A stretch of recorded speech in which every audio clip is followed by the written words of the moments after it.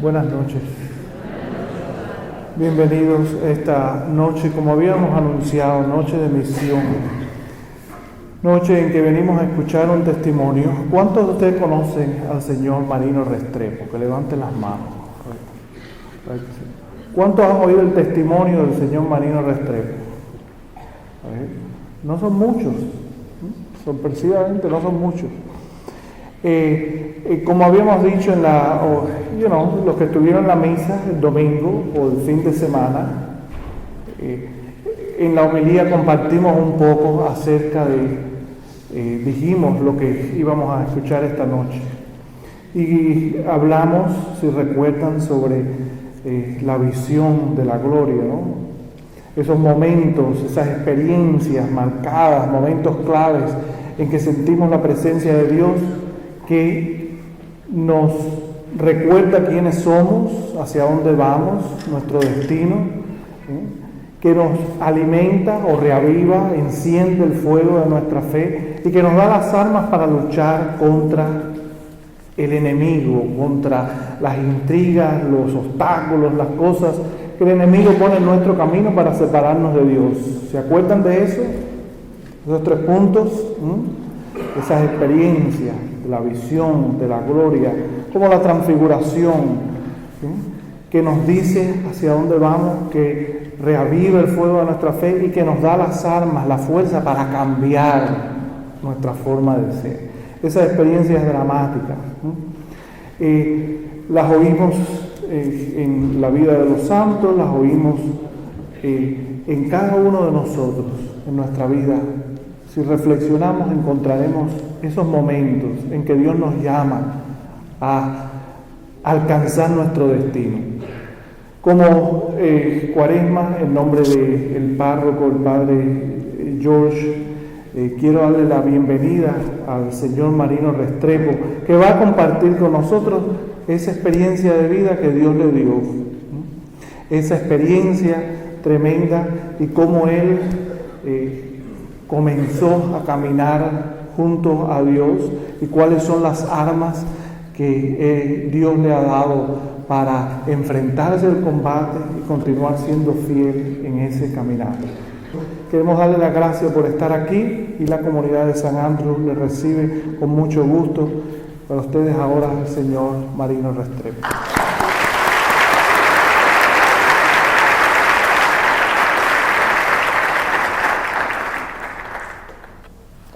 Muy buenas noches. Primero quiero darle gracias a Dios por la bendición y el honor de estar con ustedes. Le quiero dar gracias al Padre por su introducción y por su reflexión. Y antes de comenzar, yo quiero pedirle al Señor su santa palabra para que vivamos este momento en el espíritu de la palabra de Dios. Y les voy a leer a ustedes aquí donde abrí, en 1 Corintios 9:24. Dice: exhortación a asegurar la salvación.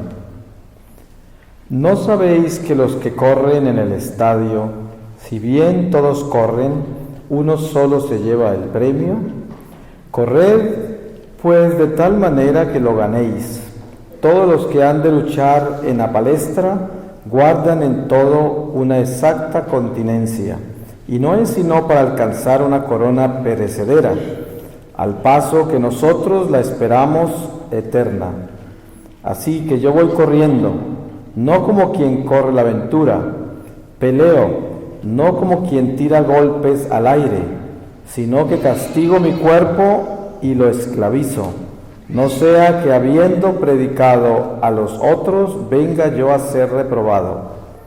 Porque no debéis de ignorar, hermanos, que nuestros padres estuvieron todos a la sombra de aquella nube, que todos pasaron el mar y que todos bajo la dirección de Moisés fueron en cierto modo bautizados en la nube y en el mar, que todos comieron el mismo manjar espiritual y todos bebieron la misma bebida espiritual, porque ellos bebían del agua que salía de la misteriosa piedra y los iba siguiendo, la cual piedra era figura de Cristo. Pero a pesar de eso, la mayor parte de ellos desagradaron a Dios y así quedaron muertos en el desierto. Palabra de Dios.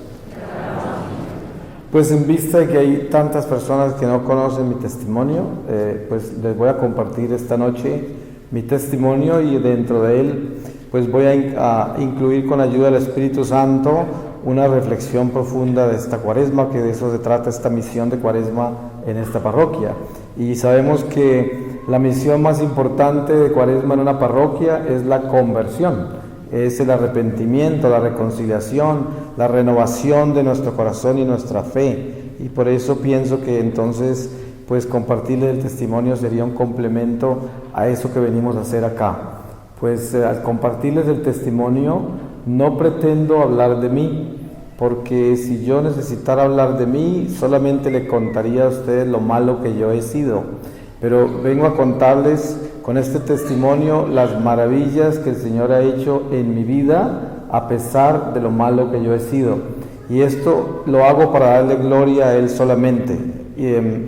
Yo nací en Colombia, en una población pequeña de cultivadores de café, así era en esa época, y nací en una familia católica y crecí con todas las tradiciones de la Iglesia católica.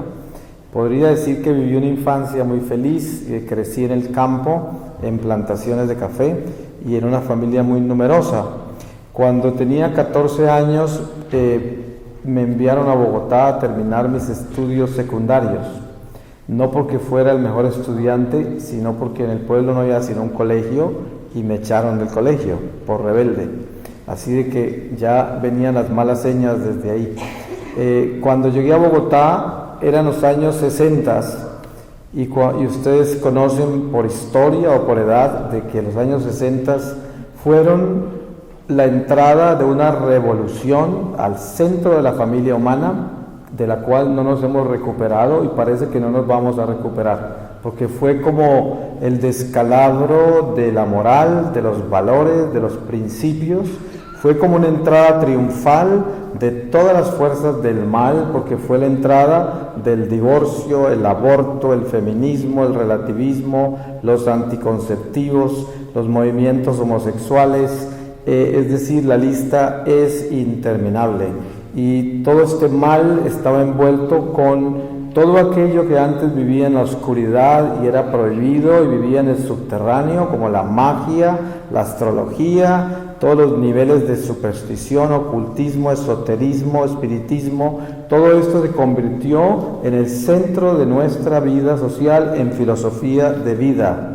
Lo cual trae no solamente una revolución social y cultural, sino una revolución espiritual, pero con el triunfo de la oscuridad. Yo sucumbí a todas esas fuerzas en mi adolescencia y dejé la Iglesia católica completamente. Dejé de creer que Jesús era Dios. Perdí todo el respeto a la Iglesia católica y me convertí prácticamente en un perseguidor de los cristianos, en otras palabras. Empecé a practicar toda clase de creencias paganas y esotéricas y ocultistas y espiritistas, y ya la lista no la terminaría nunca. Ustedes saben, muchos de ustedes deben saber que el que entra en ese abismo del ocultismo de la nueva era no tiene fin. Eso es algo que no es insaciable.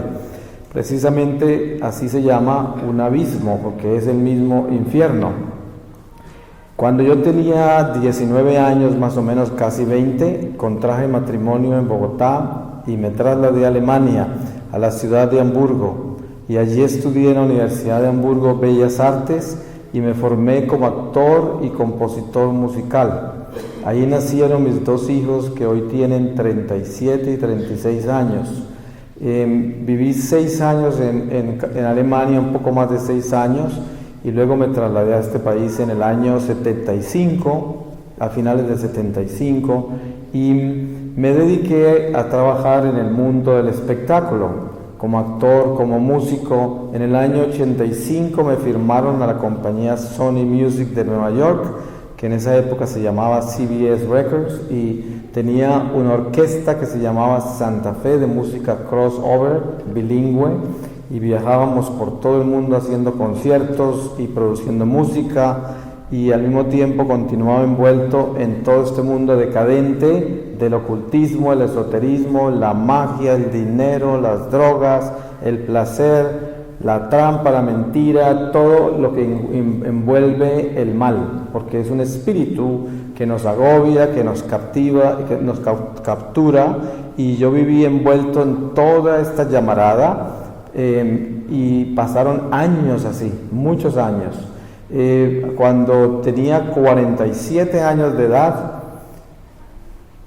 viajé a Colombia durante la Navidad, y esa Navidad era una Navidad muy triste en mi familia, porque en los 4 años anteriores a esa Navidad del 97 habían fallecido 5 seres queridos uno tras otro. Primero murió mi esposa de cáncer.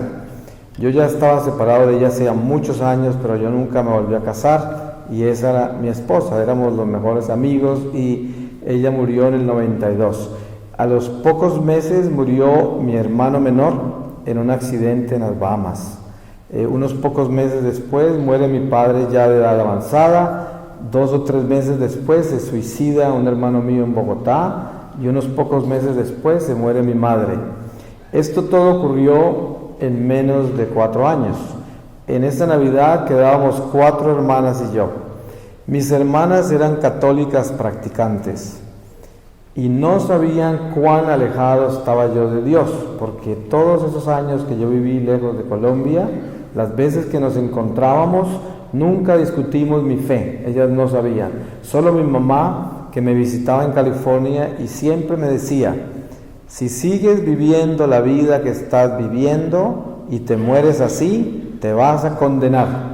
Y yo le decía a mi mamá que la religión que ella tenía era falsa, y que el Dios que ella seguía era falso, y le hablaba de todas mis filosofías, y ya se podrán imaginar usted a mi mamá. Ella oró por mí incansablemente, y ya se había muerto hacía 1 año. Pues mis hermanas siempre escucharon de mi mamá, esto me lo contaron ellas después de mi conversión, siempre escucharon de mi mamá que les decía: oren mucho por su hermano. Pero ellas pensaban que era porque yo era artista y vivía una vida de loco y cosas de esas, pero nunca se imaginaron que era porque yo había abandonado a Cristo y encima de todo lo perseguía. Eso ni se lo imaginaron. Pero una de mis hermanas estaba convencida de que al paso que íbamos parecía ser que Dios se iba a llevar a toda la familia muy pronto, y ella pensó que era la próxima porque era la única enferma de nosotros 5 que quedábamos. Entonces nos pidió el favor de que la acompañáramos a la iglesia a rezar la novena del Niño Jesús de Navidad, una tradición muy antigua en Colombia, en mi familia especialmente. Yo la viví hasta los 14 años, pero hacía 33 años que yo no entraba a una iglesia católica, y como les dije antes, hasta la perseguía. Fui a la iglesia solo para complacer a mis hermanas, y cuando entré a la iglesia, el sacerdote introdujo la novena diciendo: aquel que hace esta novena con devoción, con fe, el niño le dará una gracia. Pues para mí la palabra gracia quería decir suerte, porque yo era como un pagano, un hombre del mundo, y pensé para mis adentros: a lo mejor me puedo sacar algo de aquí.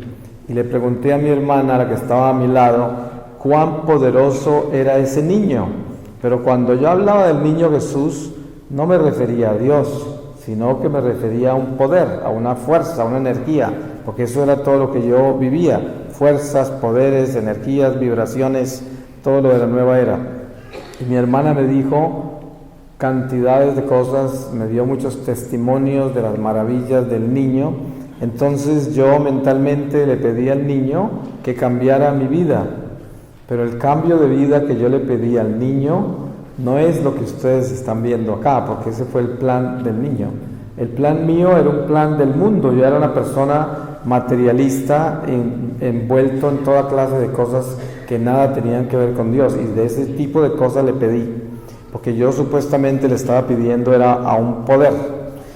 Pues ustedes saben que Dios utiliza la mínima oportunidad que tenga para rescatar un pecador tan perdido como yo estaba, y en esa Navidad el Señor me rescató. Solo que ustedes, como pueblo de Dios que son, ya conocen el sentido del humor que tiene Dios. Y les voy a mostrar cómo me rescató. La novena comienza el 16 de diciembre y termina el 24 de diciembre en la misa de gallo, la misa de medianoche. Yo hice la novena. Mis hermanas me cuentan después de mi conversión de que ellas sufrieron mucho durante esa novena, porque muy pronto, como en el segundo día, se dieron cuenta que yo no tenía fe, que yo no sabía nada de la iglesia, yo estaba haciendo cosas horribles en la iglesia y sufrieron mucho conmigo en esa novena. Pero el 25 de diciembre me fui a mi pueblo, que queda 1 hora de distancia a la ciudad donde viven mis hermanas. Y me fui allá a pasar el día de Navidad como un hombre del mundo, tomando, bailando, nada que ver con Dios.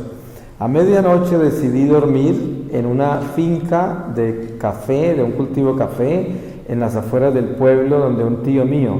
Y me fui en un campero acompañado de un sobrino, y cuando cruzaba la puerta de esa finca, saltaron de la oscuridad 6 hombres con ametralladoras y me secuestraron. Me ataron mis manos atrás, me pusieron una capucha en la cabeza, me ataron una soga a la cintura como las que utilizan para el ganado y me llevaron prisionero a la selva del Chocó en Colombia, una zona lluviosa, muy espesa.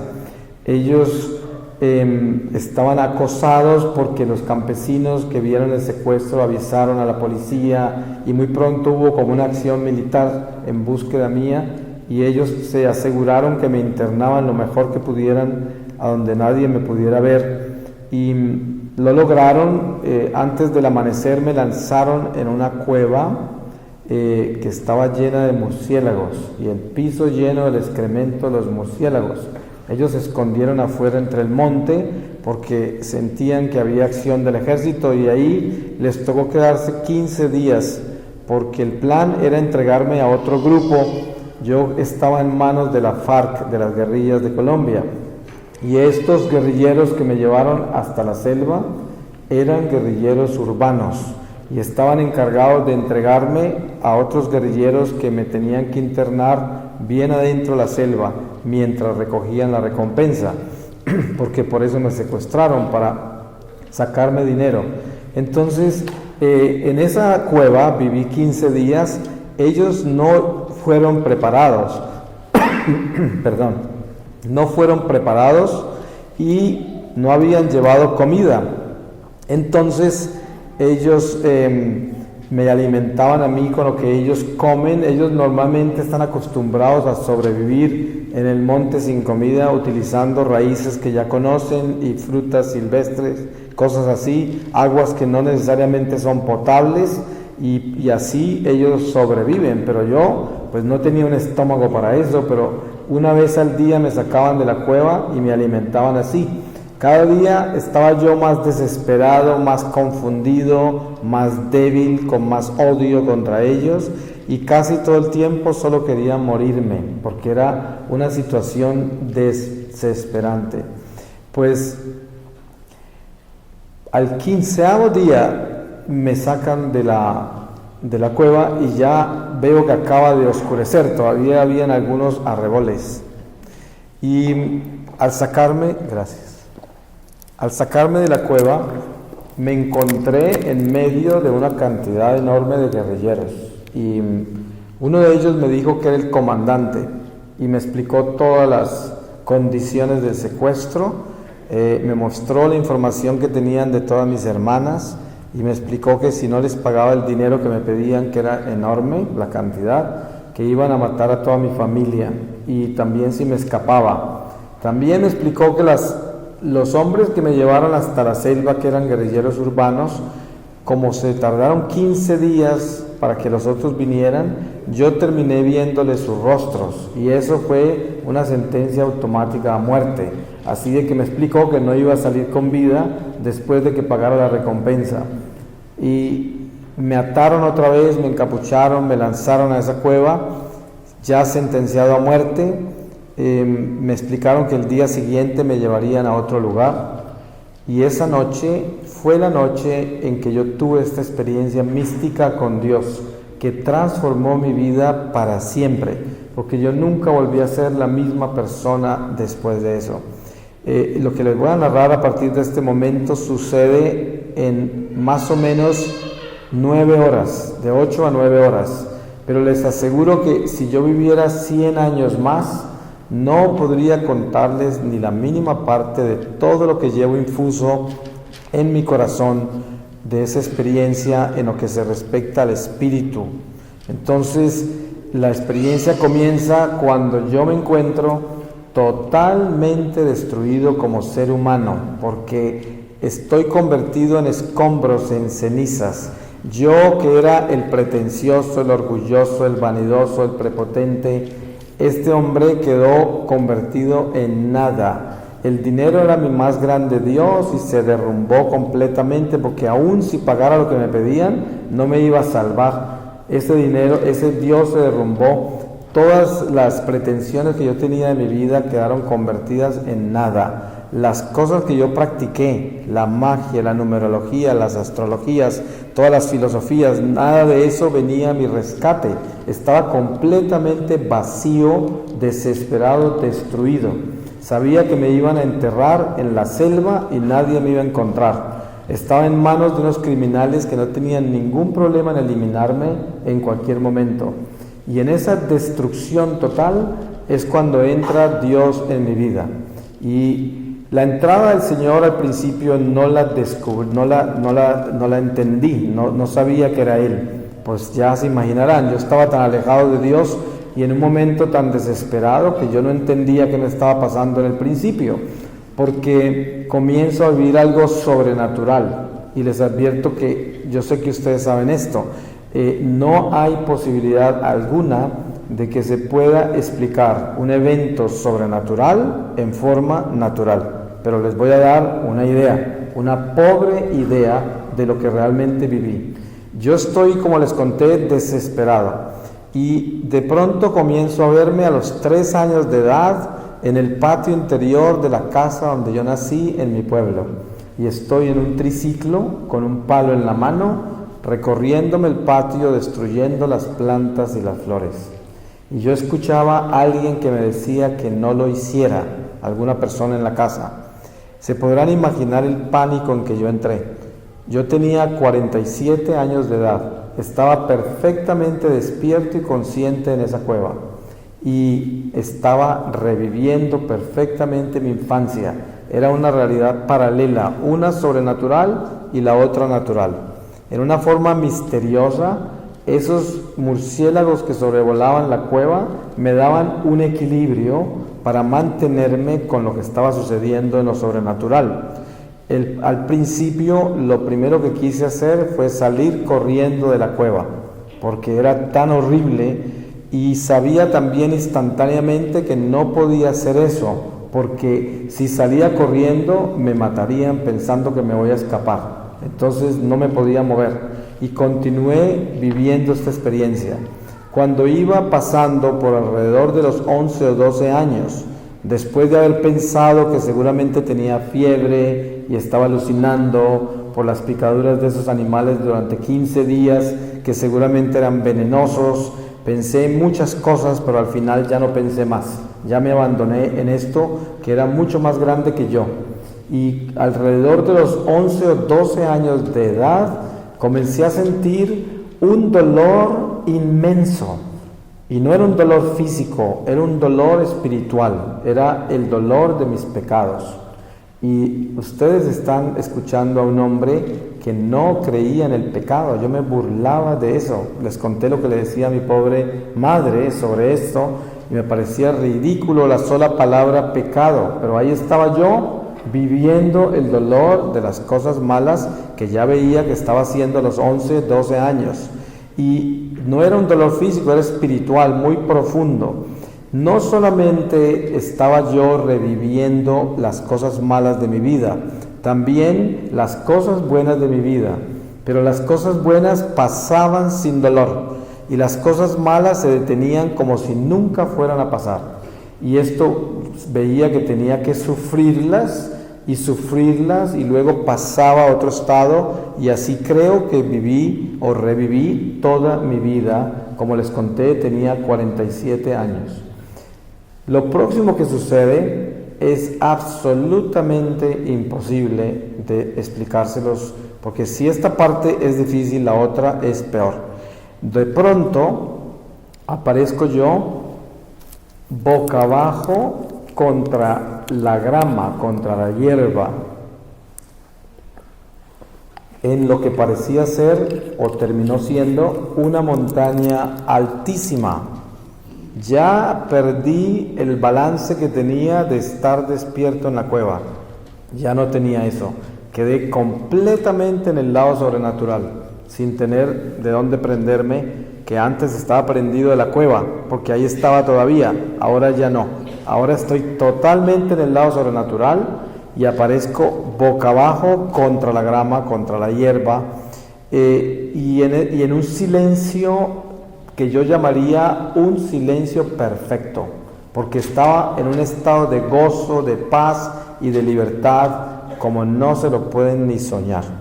Cuando miré hacia adelante, en la lejanía, pero muy muy lejos, veía otra montaña más alta todavía, y sobre esa montaña comienzo a descubrir, porque toda esta experiencia a partir de este momento era como un permanente descubrir. Es como que yo sentía primero y después descubría. Y comienzo a descubrir sobre esa montaña la ciudad más preciosa de luz. Una ciudad perfectamente iluminada. Y no era de noche. Ese no era el sentido de que fuera de día o de noche. Estaba iluminada y yo la entendía perfectamente. Sabía que mi alma debía estar allá, pero yo no había alcanzado a llegar. Y las dos montañas estaban separadas por un inmenso abismo, y yo sabía que no podía conectarme. En ese momento sucede algo inmenso. Escucho la voz del Señor que me habla. Cuando el Señor me habló, su voz venía de todo el universo entero, como si saliera de las entrañas del universo, salía de adentro de mí, y era una voz llena, llena, llena de amor, de compasión, que solo me quería fundir en esa misericordia, y yo no la resistía, no podía, yo no quería escucharlo, lo rechacé completamente, y en ese momento descubrí algo terriblemente triste. Toda mi vida yo estaba bajo la impresión de que era buenísima persona, siendo el terriblemente malo que era, pero pensaba que era buena persona. ¿Por qué? Porque yo pertenecía a muchas instituciones de caridad y era una persona que cuantas veces podía ayudaba al que podía, haciendo al mismo tiempo las maldades que hacía y viviendo la vida de pecado en que vivía. Pero así es como el diablo nos conquista y nos hace creer de que somos buenos. Así hay gente que hace cosas horribles en la vida y le ayudan a alguien y piensan que con eso pagan todas las maldades. Pero en este momento yo descubrí que nunca había amado a nadie, no conocía el amor, y por eso cuando el Señor me habló, que es el divino amor, me quemaba, no lo resistía y lo rechacé. Hay personas que les cuesta mucho trabajo entender cómo un alma al final de esta vida puede rechazar a Dios. Pues yo lo hice, lo rechacé. Y cuando yo rechacé al Señor, Él se silenció. Y yo quedé sumido en una soledad impresionante que jamás podrían medirla. Y todo lo que yo les narré que había visto se desapareció completamente. Y yo quedé flotando encima de un abismo impresionante. Cuando yo observé ese abismo, vi como si estuviese habitado por una niebla espesa. Eso es lo que aparentemente aparecía al principio. Pero yo sabía dónde estaba, solo que yo no quería enfrentarme a eso, porque por 33 años yo discutí con todo el mundo, utilizando toda clase de filosofías y de ideologías, toda clase de argumentos, de que el infierno no existía. Y esta noche, aquí, en presencia del Señor en este templo y en presencia de todos ustedes, yo testifico con mi vida de que el infierno existe. Y no porque lo leí en un libro, porque cuando lo leí en el catecismo de la Iglesia Católica me burlé. No porque me lo contó ningún ser humano, porque cuando me lo contó mi mamá en el colegio, en la iglesia, me burlé. Y por 33 años no solamente me burlé, sino que probé con mis absurdas filosofías de que eran mentiras. Pero hoy digo yo que es verdad, porque yo lo he vivido. ¿Y por qué lo he vivido? Yo no soy ninguna persona especial, al contrario, yo debía estar en el infierno.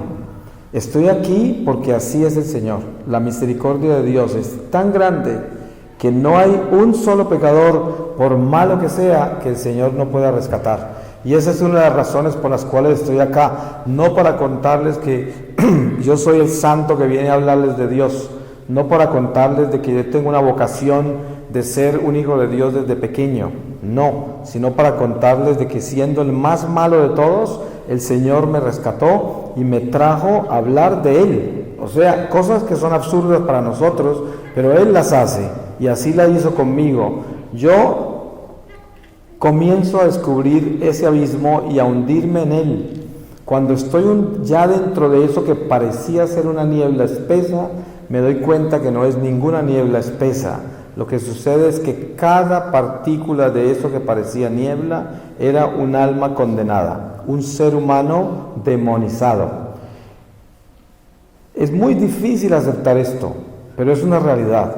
Y no lo comparto con el fin de asustar a nadie, sino que esta es una realidad que nosotros como católicos conocemos, que la tenemos revelada, que sabemos, nada menos que hoy en el Evangelio estamos escuchando pasajes que nos recuerdan los estados en que queda el alma, si el alma no vive en la luz de Dios.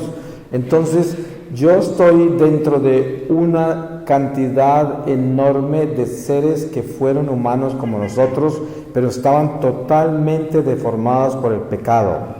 En la superficie todavía tenían rasgos de ser humano, pero estaban completamente deformados, y yo estaba todo el tiempo, durante esta experiencia mística, todo el tiempo estuve en perfecto estado de conocimiento, todo lo entendía. Yo solamente descubrí después de que todo esto pasó, que la razón por la cual yo entendía todo era por la acción del Espíritu Santo, porque luego me quedó muy clara la acción de la Santísima Trinidad en mi vida durante esa experiencia mística. Pero mientras estaba viviendo todo esto, yo ni siquiera me lo pregunté, porque lo que estaba viviendo, ustedes se podrán imaginar lo intenso que era cada instante. Una situación muy complicada del infierno fue descubrir que la voz que tenemos nosotros, esta voz, es un don maravilloso. Por eso el diablo le encanta tomarse nuestra lengua, porque con nuestra lengua es con lo que le hace un daño a nuestra alma tan inmenso que ustedes no se lo pueden ni soñar. Nuestra voz es sagrada, así se los puedo decir, porque es un don espiritual maravilloso. Cuando una persona muere y su alma sale de este cuerpo y entra en la plenitud del mundo espiritual y se salva, así quede en el estado más bajo del purgatorio, todavía conserva su voz. Es más, las almas del purgatorio, por bajas que estén, tienen una tonalidad en su voz mucho más alta que la de nosotros, porque quedan en un estado superior, porque tienen completo conocimiento de Dios, han rechazado totalmente al demonio, no tienen carne para pecar y viven el dolor de sus pecados, el dolor de sus actos de desamor en la vida terrenal, pero están santificadas, no purificadas, y tienen un estado espiritual mucho más alto al nuestro. Y por eso su voz es mucho más preciosa, es una voz que tiene santidad. La nuestra todavía no está completamente en eso. Entonces, las almas en el infierno, las almas que caen al abismo, lo primero que pierden es la voz. Y ellas están llenas de odio, de desesperación, de ira, y quieren proyectarla. Ustedes saben que cuando una persona tiene rabia, lo primero que hace es gritar. Y eso es lo que tratan de hacer estas almas. ¿Y qué sale? sonidos de animal como de bestia, y eso las enfurece mucho más. Lo más misterioso de todo es que yo entendía todo lo que me estaban diciendo, como si fueran palabras. Podría hablarles del infierno tanto tiempo, pero precisamente es aquí donde no me quiero quedar, porque una de las razones por las cuales yo hago lo que hago es para que ustedes no se vayan para allá, precisamente. Entonces, yo podría escribir una enciclopedia de muchos libros de una sola alma condenada y hablar de eso por tomos y tomos y tomos, porque es absolutamente interminable la economía del alma con relación al pecado y a la gracia. Eso es interminable, toda esa economía, cómo se maneja, cómo vive durante nuestra vida terrenal y las consecuencias de eso al final de esta vida.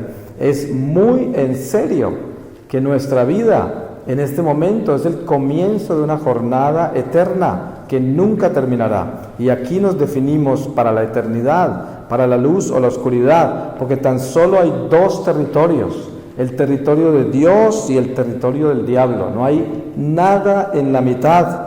Por eso Dios detesta al tibio. La palabra de Dios dice, Dios vomita de su boca al tibio, porque el tibio pretende vivir entre el bien y el mal. Y resulta que ahí no existe lugar, no hay una mitad, no hay una zona gris. Todo es o blanco o negro, o somos de Dios o somos del diablo. Por eso cuando ustedes le dicen, Él es medio bueno, tenga la seguridad de que es malo, porque no hay medio bueno. Nunca han canonizado medio santo y nadie se ha encontrado medio demonio. Eso no existe. O sea, somos o no somos, es como dice la palabra, o es sí, sí o no, no, pero en la mitad no hay nada. Desafortunadamente, nuestra vida humana es un crecimiento hacia la definición de esos territorios, y obviamente nosotros aquí podemos dar testimonio de que no estamos necesariamente tan definidos, pero la misericordia de Dios nos llama a través de los sacramentos a definirnos constantemente en la reconciliación con Dios, porque somos seres imperfectos, tenemos toda clase de miseria y debilidad, y por eso Dios nos dejó en Jesucristo los sacramentos, nos dejó esta iglesia, para que cuantas veces nos caigamos nos paremos rápidamente a acogernos a esa misericordia. Pero el Señor, en su inmensa misericordia, yo escucho que en la lejanía, escucho una voz. Yo no entiendo qué está sucediendo, pero inmediatamente aparezco otra vez boca abajo contra la hierba en la montaña donde el Señor me habló la primera vez, donde yo lo rechacé. Ahí aparezco otra vez. Se podrán imaginar que yo ya era una persona transformada. Yo nunca pensé que yo fuera a salir de ahí, jamás, porque ahí pertenecía, porque yo había rechazado la luz, había rechazado el amor. ¿Y qué queda después de rechazarlo? La oscuridad. Tan solo queda eso, no hay sino dos caminos. Pero ahí regreso yo y el Señor me habla.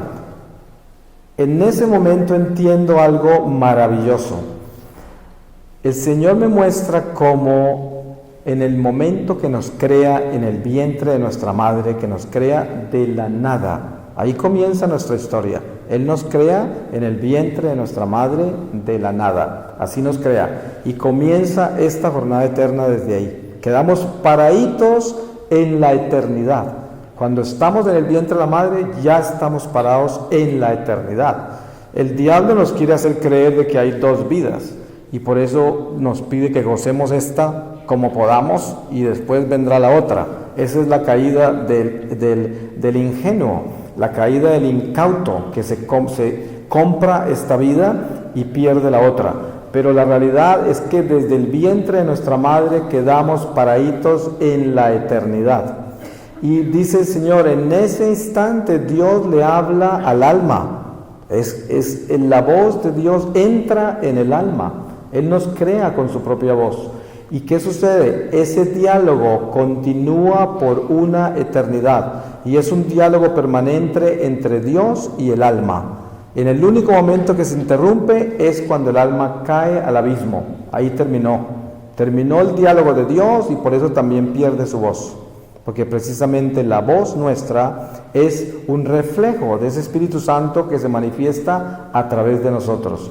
Y el Señor me explica eso y me deja escuchar en un instante todo lo que Él me dijo desde el momento de la concepción hasta los 47 años. Esto sería imposible de explicárselos, no hay forma. Eso es lo mejor que les puedo decir. No se pueden imaginar la tristeza que yo sentí al escuchar todo lo que me dijo cuando yo no lo escuché por más de 33 años.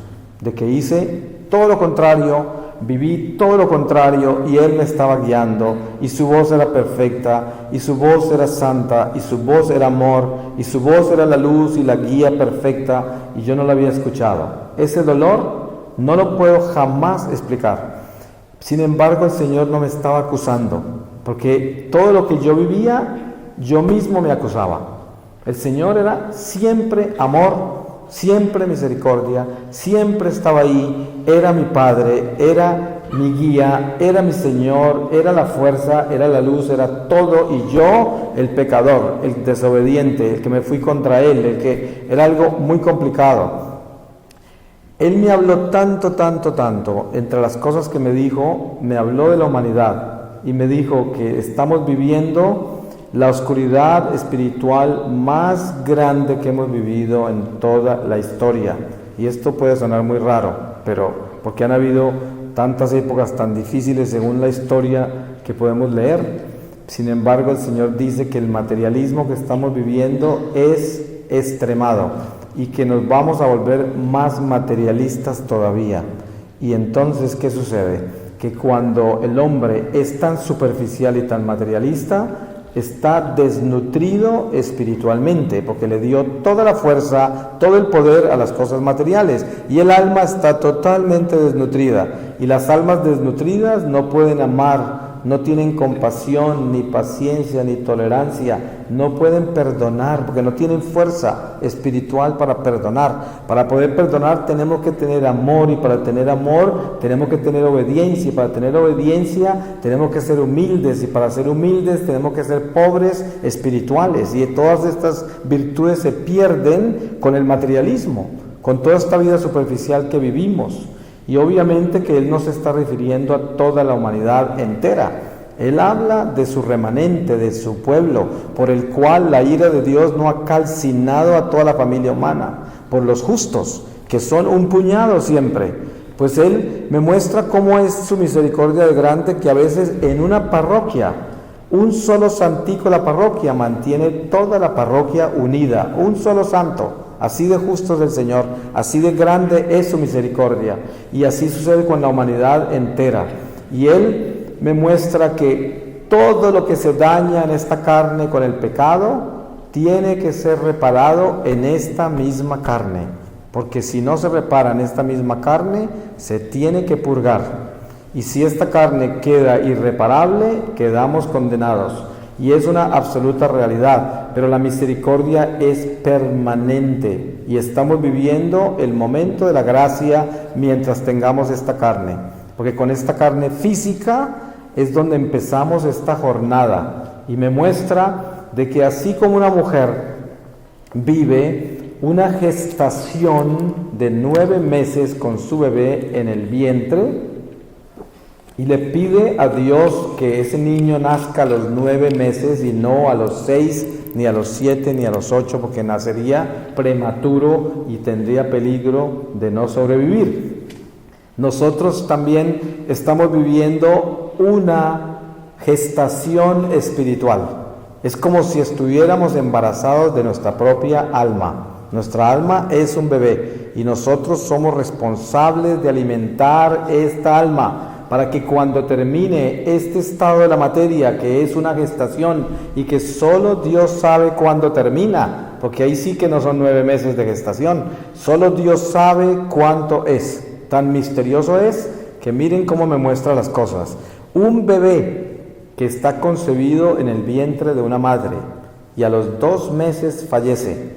Ese bebé que tiene alma desde el primer instante que lo concibió. Por eso es que el crimen del aborto es tan espantoso y desecrable, porque la vida empieza completica con alma y cuerpo. Así es, el soplo de la vida que entra en ese embrión es precisamente esa alma, y esa alma ya está ahí, ya hay vida.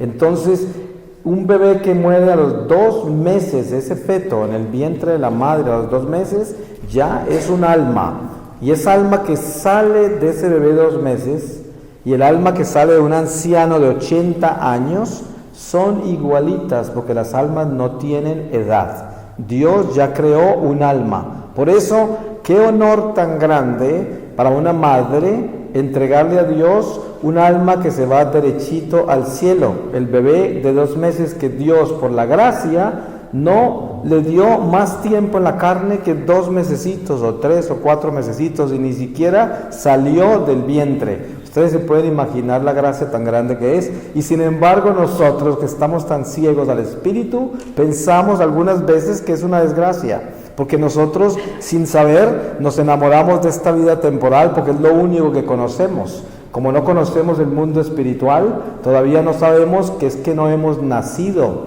no sabemos eso. Miren que ese es el conflicto del diálogo entre Jesús y Nicodemos. Nicodemos no entendía qué le decía Jesús. Jesús le decía, tienes que nacer otra vez. Y él decía, ¿cómo hace un hombre viejo para meterse en el vientre de su madre? Y el Señor le decía, tú que conoces la ley y no entiendes. Y es que él quería decir, el nacimiento real es el final de esta vida. Estamos en el vientre. Mire que el primer vientre es el de nuestra madre, y para que salgamos se tiene que romper el agua. Luego entramos en el vientre de la tierra, y para que salgamos se tiene que romper el agua de esta tierra y entrar al mundo espiritual, al nacimiento pleno. Ese es el verdadero nacimiento. Así de que todavía estamos en gestación. Y todo lo que hacemos refleja en nuestra vida eterna, porque refleja en la salud de nuestra alma. Entonces, el Señor me muestra con claridad cómo es de importante entender esto, porque nosotros, por la naturaleza en que vivimos y el mundo que nos tocó vivir, especialmente a nosotros, estamos enfocados 100% en este materialismo, y estamos con todas las prioridades en la carne, en el mundo, en el tiempo, en la limitación del mundo de la mortalidad. Cuando a nosotros todos los días se nos habla en la palabra lo que Jesús vino a enseñarnos. Piensen siempre y busquen las cosas de arriba, las de arriba, y todo lo demás les llegará por añadidura. Pero ¿cuánto meditamos en eso? El Señor bajó, y eso me lo mostraba con claridad. El Señor bajó. Entonces, ¿qué quiere decir eso? Que estamos abajo. ¿Y qué hizo cuando se fue? Subió, ascendió, y nos invitó a irnos ¿para dónde? Para arriba, y tenemos que imitarlo a Él para poder ascender. Entonces, las almas que no tienen fuerza, porque no se alimentan espiritualmente durante esta vida, al final, cuando usted muere, el alma no puede ascender porque está prendida a la tierra, porque no tiene fuerza, porque está desnutrida, porque era un alma materialista, porque usted nunca la alimentó y no tiene alas. Y Él me muestra a la iglesia como un nido, y en este nido estamos nosotros como pichoncitos en el nido. Y el Espíritu Santo viene a alimentarnos con la Eucaristía en el mismo pico, nos entrega la Eucaristía, y ahí empezamos a crecer alas. Y un día la Madre Iglesia nos empuja del nido y volamos hacia el Señor si tenemos alas. Ustedes han visto un funeral, cuando usted ve un ataúd aquí en la iglesia y el sacerdote está haciendo el rito funeral, es la iglesia entregándole ese hijo a Dios, la iglesia empujando ese pájaro del nido. Muchas veces yo he llegado a funerales donde parece que algo se hubiese hundido. Todo el mundo está lúgubre, mirando para abajo, nadie siente el gozo de la elevación de un alma. Y a veces vamos a un funeral como el de Juan Pablo II y parece que un cohete se hubiera elevado. Todo el mundo está triste por el amor tan grande a ese padre, pero al mismo tiempo feliz sabiendo que se elevó hacia el Dios, hacia la casa del Padre. Y eso es lo que nosotros debemos buscar, es asegurarnos que crezcamos alas para que el día de nuestro funeral todos, en medio de la tristeza, del desprendimiento, del afecto humano, sintamos la felicidad de la elevación de esa alma a Dios, porque sabemos que tenía alas. Y eso se sabe cuando lo enterramos a los seres queridos, si tenían alas o no. Entonces, el Señor me muestra la Iglesia Católica, perdón, y me explica lo siguiente: todo ser creado es llamado a la salvación. El indígena en la selva que nunca escuchó de Dios ni escuchará, que no conoce los mandamientos, que no sabe quién es Cristo, nada. Ese indígena nació con el conocimiento infuso en su corazón de la conducta del bien y del mal. Si ese indígena vive de acuerdo al amor que tiene en su corazón, al morir, lo primero que se encuentra es con Jesucristo, porque es el juez de toda la humanidad entera. La salvación solo la encontramos en Jesucristo.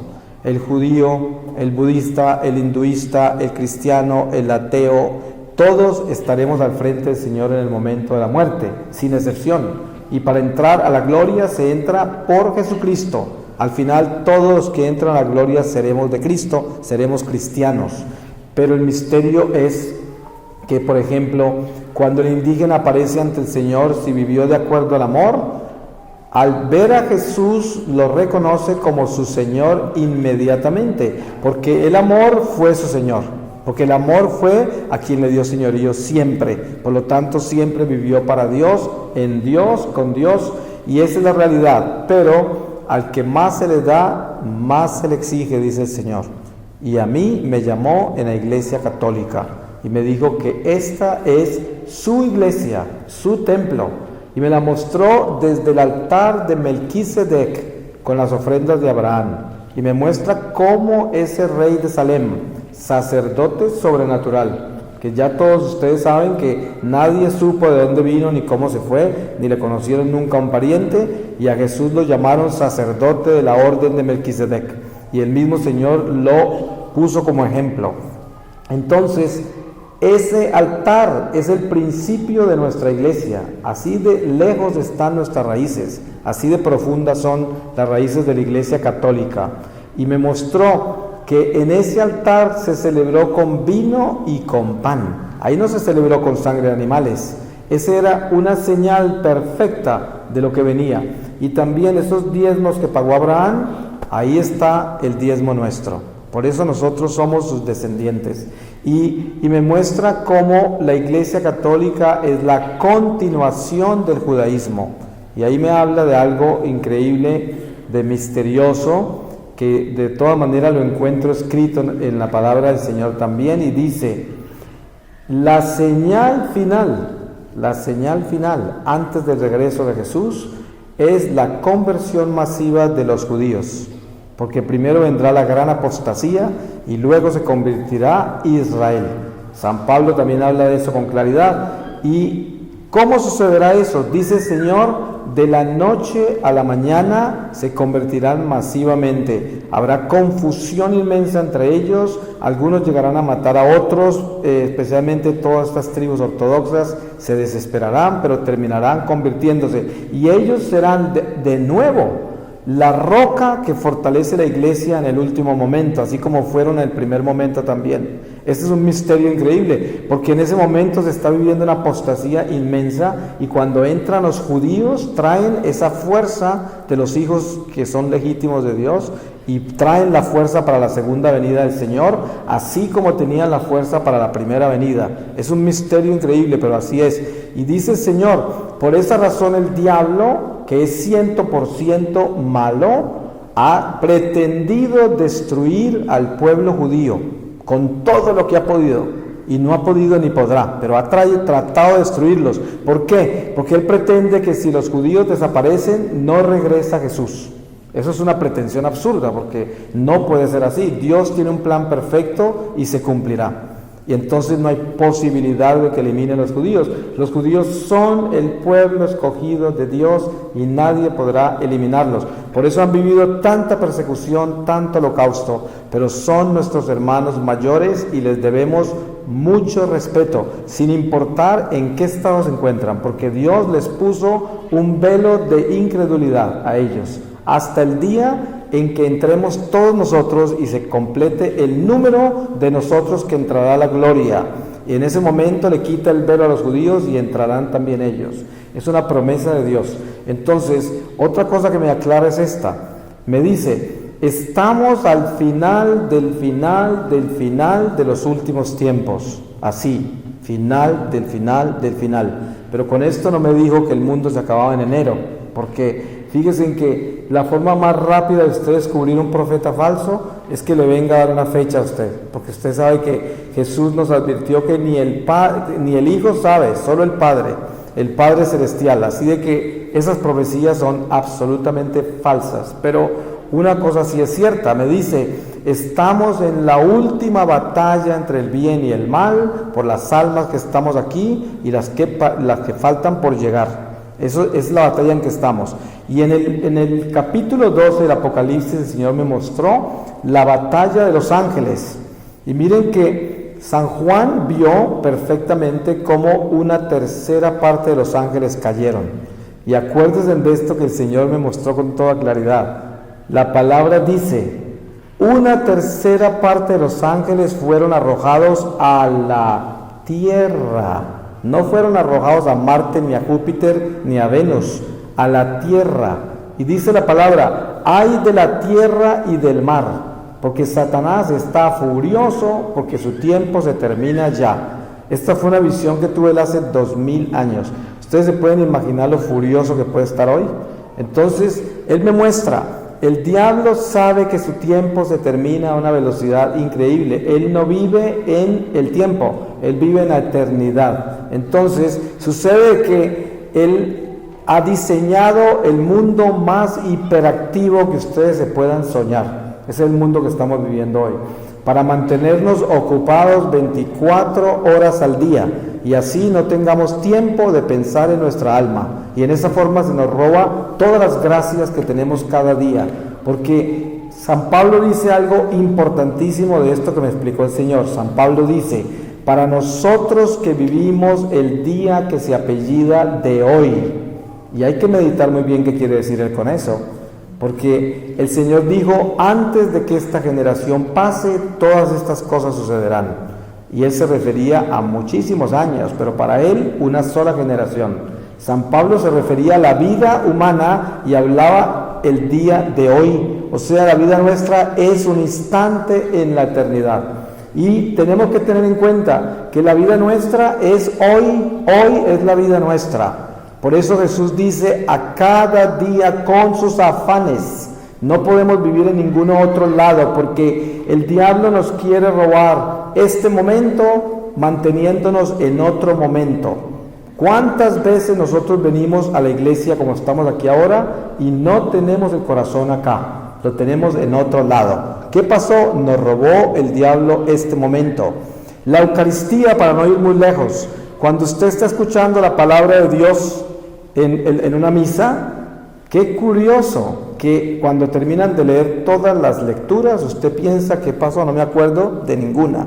Se la robó el mal, porque le tomó su atención y se la llevó para otro lado. Y le robó la palabra y le quitó una parte vital de la Eucaristía. Porque ese verbo de Dios que se hace carne allá, lo tiene que escuchar usted antes de que suceda allá, para que el alma quede completamente comprometida y consumada en ese misterio eucarístico. Y el enemigo es un experto en robarse la palabra. Esto sucede con la vida también, es un experto en robársenos los días.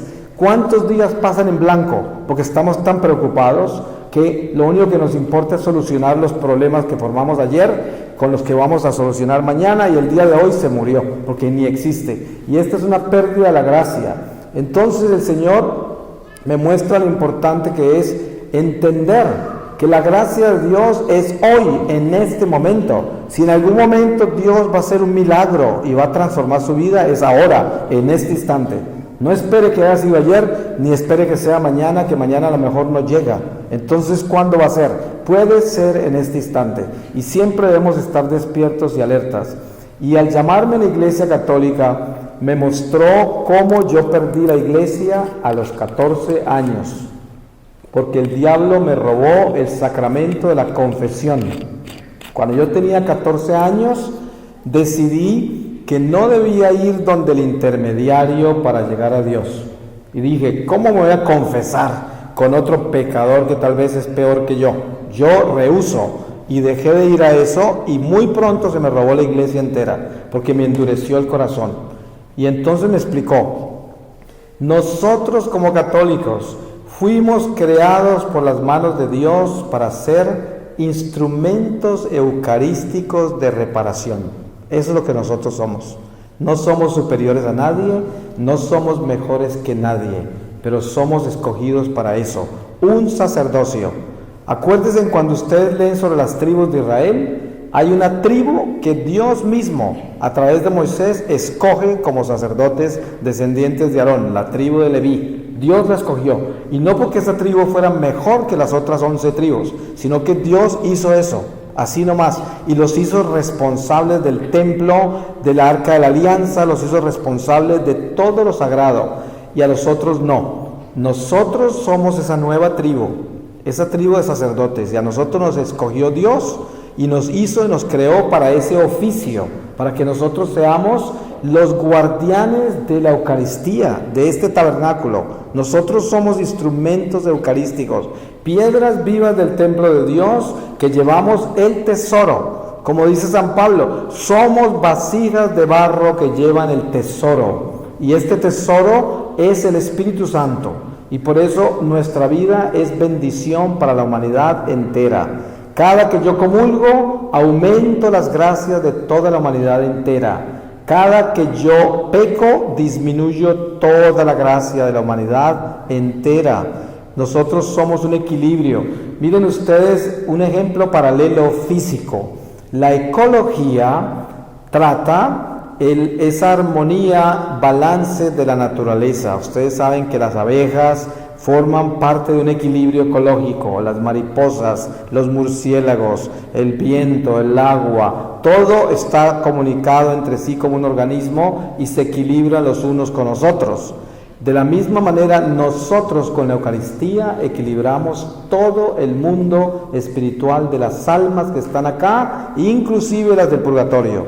Somos un equilibrio, por eso al comulgar yo estoy bendiciendo toda la humanidad entera y el Señor se cristifica en mí, en mi sangre, con ese cuerpo, esa sangre que yo comulgo. Pero estoy hablando de un católico verdadero, estoy hablando de un católico que entiende de que es un instrumento de Dios, que es una vasija de barro que debe estar limpia y que debe estar reconciliada con Dios para que esa Eucaristía pueda realmente trascender a la gracia de bendecir a todas las personas que no pueden comulgar, que no conocen a Dios, que necesitan de la luz de Dios que llevamos nosotros. Y eso es tan importante.